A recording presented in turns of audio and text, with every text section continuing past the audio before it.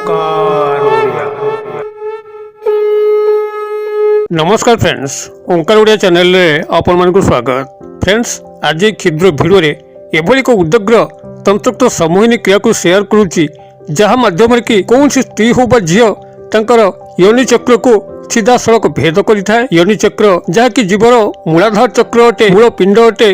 जेतल कौन सी तंत्रक्त समूहन क्रिया को यही मूलाधार चक्र उपर प्रयोग करा जाए, सेतबेले व्यक्तिर समग्र मन मस्तिष्क इंद्रिय सही प्रयोग करुवा व्यक्ति चलचंचल व्यग्र हो उठा तार आज्ञाधीन होकर समस्त अभिष्ट को परिपूर्ण करी सूक्ष्म विधान टी को आपण मैंने क्षुद्र भिडियो माध्यम शिक्षा लाभ करूँ। जदि आप कौन स्त्री अथवा झील को लेकर गभीर चिंताहत मर्माहत अवस्था अच्छा आपंकर लक्ष्य प्रपोजाल पाखे अग्राह्य होउची, आप लव आटाचमेंट पार ना कि संभोग करने चाहते से स्त्री अथवा झील से सुजोग आपको दौना देखिए चमत्कार ढंग से स्त्री अथवा झील पाखु आपन को लव आटाचमेंट प्रपोजाल मिलिबो, संभोग करने सुजोग मिलिबो। एही मूलाधार चक्र बा योनि चक्र रे माता कालींकर स्वयं अवस्थान रहुची।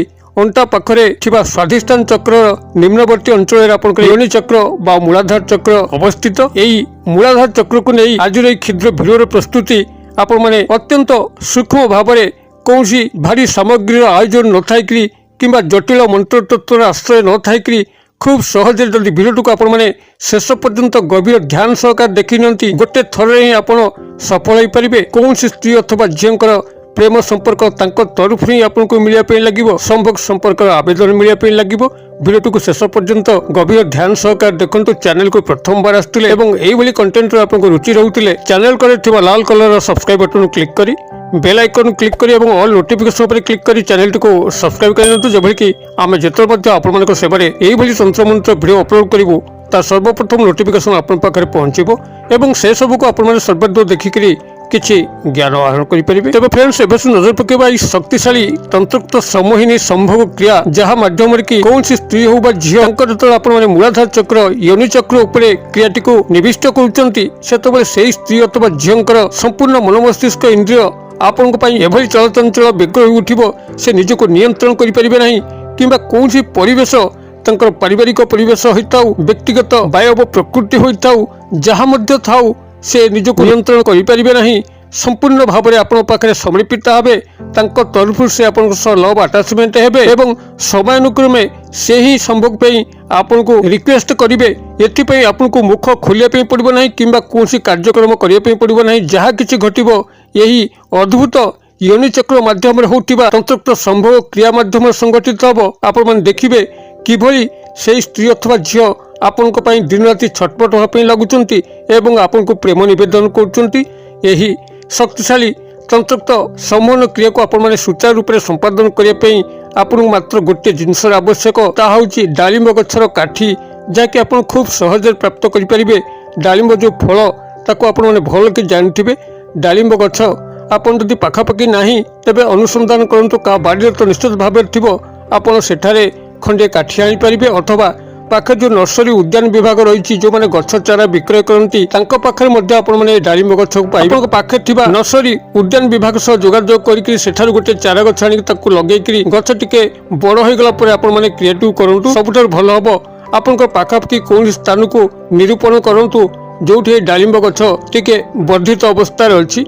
यही भाव में आप डालिंब गछ को निरूपण कर सारापर आपंकर उच्चता जी अच्छी से उच्चतार गोटे नाली फिता बा नाली सूता को पूजा सामग्री पंसारी भाई दुकान रू आणतु। एतिक आपण आनी सारापर जेकोसी शनिवार दिन प्रभात समय आप स्नान सहित शुद्धपुत होकर आपंकर उच्चता अनुजाई ये जो नाली फिता बा नाली सूताटी को आनी यहाँ सांगे नहीं गोटे लोटा पानी और दुई गोटी धूपबत्ती अगरबत्ती सांगे नहीं से ही गछमूल को जातु डालिंब गछमूल को जातु सेठारे डालिंब गछ मूल जलार्पण करी एवं निज उच्चता विशिष्ट ये जो सूताटी को आनी सूताटी को डालिंब गछ सारा भल भाव गुड़े गंठी पकई दिंतु। डालिंब गछर खंडिया काठी जहाँकि आप हाथ में मापिले 11 अंगुली हो 11 अंगुली मापर गोटे काठी को से संग्रह करूँ। काठी को आपण जेकोसी अस्त्र माध्यम छेदन करें एवं काठी को आनी सारापर काठीर गोटे कड़ को आपण कंटा जो भाव में मुनिया करा जाए से तांचिकी मुनिया करूँ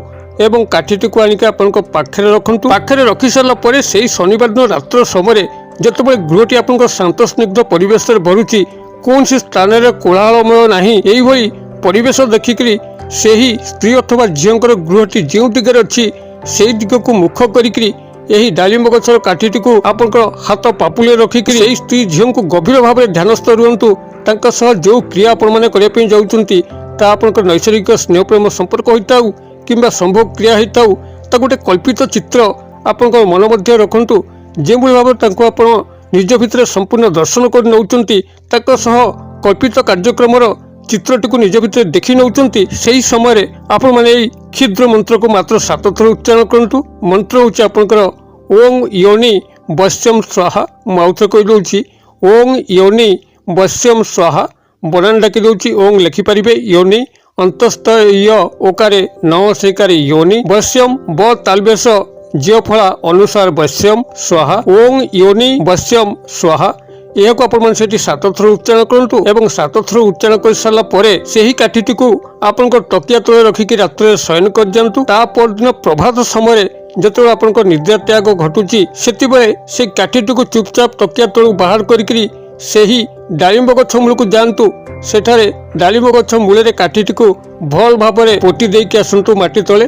ଯେଭଳି ଭାବରେ କଣ୍ଟାକୁ ବାଡ଼ାଯାଏ ସେଭଳି ଭାବରେ ଆପଣମାନେ সেই ଡାଳିମ୍ବ ଗଛର କାଠିଟିକୁ ଯେଉଁ ମୁନିଆ କରିଛନ୍ତି, ମୁନିଆ କାଠିଟିକୁ ଡାଳିମ୍ବ ଗଛ ମୂଳରେ ପ୍ରହାର କରିକି ହିଁ ପୋତି ଦେବାର ଅଛି ଏବଂ ପୋତିବା ସମୟରେ ସମ୍ପୃକ୍ତ ସ୍ତ୍ରୀ ବା ଝିଅଙ୍କୁ ଗଭୀର ଭାବରେ ଧ୍ୟାନ କରୁଥିବେ ଏବଂ ମନ୍ତ୍ରଟିକୁ ପୁନରାୟ 7 ଥର ଉଚ୍ଚାରଣ କରୁଥିବେ ଓଂ ୟୋନି ବଶ୍ୟମ୍ ସ୍ୱାହା। ଏଇଭଳି ଭାବରେ ଆପଣ ସେଠି ପୋତିବେ। ଆପଣମାନେ ଜାଣିଥିବେ ଡାଳିମ୍ବ ଗଛରେ ଅନେକ ଅଦୃଶ୍ୟ ମାୟାବୀ ମୋହିନୀ ଶକ୍ତିମାନେ ଥାନ୍ତି, ଭୂତ ପ୍ରେତ ପିଶାଚମାନେ ଥାନ୍ତି, ଯାହାଦ୍ୱାରା କି ଯେତେବେଳେ କୌଣସି ଦୈବିକ ବଶୀକରଣ ଶକ୍ତି ସେଭଳି କାର୍ଯ୍ୟ କରେ ନାହିଁ, ଏହି ତନ୍ତ୍ରକ୍ତ ମାୟାବୀ ମୋହିନୀ ଶକ୍ତିମାନେ ଭୂତ ପ୍ରେତ ପିଶାଚମାନେ ଯେତେବେଳେ ପ୍ରୀତ ହୋଇଥାନ୍ତି, ସେମାନେ ଖୁବ୍ ଶୀଘ୍ର କୌଣସି ବଶୀକରଣ କ୍ରିୟାକୁ ସଫଳ କରିଥାନ୍ତି ଏବଂ ଆପଣଙ୍କର ଅଭୀଷ୍ଟକୁ ପରିପୂର୍ଣ୍ଣ କରିଥାନ୍ତି।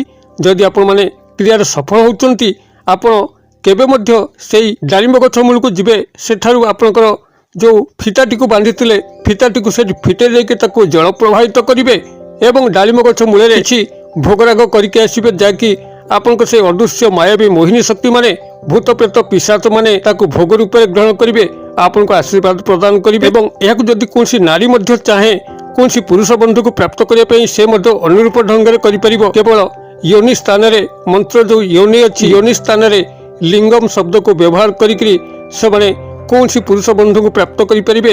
ଅବିକଳ ଯେଉଁଭଳି ଭାବରେ ପୁରୁଷମାନେ କୌଣସି ସ୍ତ୍ରୀ ଅଥବା ଝିଅଙ୍କୁ ପ୍ରାପ୍ତ କରିବା ପାଇଁ ବ୍ୟବହାର କରିପାରିବେ, ସେଭଳି କୌଣସି ନାରୀ ମଧ୍ୟ ଚାହିଁଲେ କୌଣସି ପୁରୁଷ ବନ୍ଧୁଙ୍କୁ ଯେକୌଣସି ଉଦ୍ଦେଶ୍ୟରେ ମଧ୍ୟ ବ୍ୟବହାର କରିପାରିବ, ବଶୀଭୂତ କରିପାରିବ। ତେବେ କ୍ରିୟାଟିକୁ ଆପଣମାନେ ଏଇଭଳି ଯଦି ନିଷ୍ଠାର ସହ ସମ୍ପାଦନ କରିଥିବେ, ଧ୍ରୁବ ସତ୍ୟ କୌଣସି ସ୍ତ୍ରୀ ବା ଝିଅଙ୍କର ପ୍ରେମ ସମ୍ପର୍କ ଆପଣଙ୍କୁ ନିଶ୍ଚିତ ଭାବରେ ପ୍ରାପ୍ତ ହେବ ଏବଂ ଭବିଷ୍ୟତ କ୍ରମରେ ସମ୍ଭୋଗ ସମ୍ପର୍କ ନିଶ୍ଚିତ ଭାବରେ ସ୍ଥାପନ ହେବ। ସେ ଆପଣଙ୍କ ଦର୍ଶନ ମାତ୍ରକେ ହିଁ ଏଭଳି ପ୍ରେମ ବିହଳିତ ହେବ, କାମ ବିହଳିତ ହେବ। ସେ ନିଜକୁ ନିୟନ୍ତ୍ରଣ କରିପାରିବ ନାହିଁ, କୌଣସି ବାହିକ ଶକ୍ତି ତାକୁ ରୋକିପାରିବ ନାହିଁ। ଏପରିକି ତା ନିଜର ମଧ୍ୟ ଯଦି ଅନିଚ୍ଛା ଥାଏ, ସେ ଅନିଚ୍ଛା ସବୁ ଇଚ୍ଛାରେ ପରିଣତ ହେବ, ଆପଣଙ୍କ ପାଖରେ ପୂର୍ଣ୍ଣ ସମର୍ପିତ ହେବ। କ୍ରିୟାଟିକୁ ଆପଣମାନେ କରନ୍ତୁ। କିଭଳି ଚମତ୍କାର ଘଟୁଛି କମେଣ୍ଟ ବକ୍ସରେ ସେୟାର କରନ୍ତୁ। ଭିଡ଼ିଓ ଭଲ ଲାଗୁଥିଲେ ଲାଇକ୍ କରିବା ପାଇଁ ଭୁଲନ୍ତୁ ନାହିଁ, ସାଙ୍ଗସାଥୀ ମହଲରେ ସେୟାର କରିବା ପାଇଁ ମଧ୍ୟ ଭୁଲନ୍ତୁ ନାହିଁ। ଭିଡ଼ିଓର କ୍ଷୁଦ୍ର ପରିସର ମଧ୍ୟରୁ ମୋତେ ଆଜି ବିଦାୟ ଦିଅନ୍ତୁ। ପୁଣି ଆପଣଙ୍କ ସହ ଦେଖା ହେବ ଆଉ ଏଇଭଳି ଏକ ଶିକ୍ଷଣୀୟ ଭିଡ଼ିଓରେ। ସେ ପର୍ଯ୍ୟନ୍ତ ଦର୍ଶକ ବନ୍ଧୁ ଆପଣମାନେ ସମସ୍ତେ ମଙ୍ଗଳଙ୍କ କୃପାରୁ ଭଲରେ ଥାନ୍ତୁ। ରହୁଛି ସର୍ବେ ଭବନ୍ତୁ ସୁଖିନ, ସର୍ବେ ସନ୍ତୁ ନିରାମୟା, ସର୍ବେ ଭଦ୍ରାଣୀ ପଶ୍ୟନ୍ତୁ, ମା କଶ୍ଚିତ୍ ଦୁର୍ଭାଗ୍ୟ ଭବେତ୍।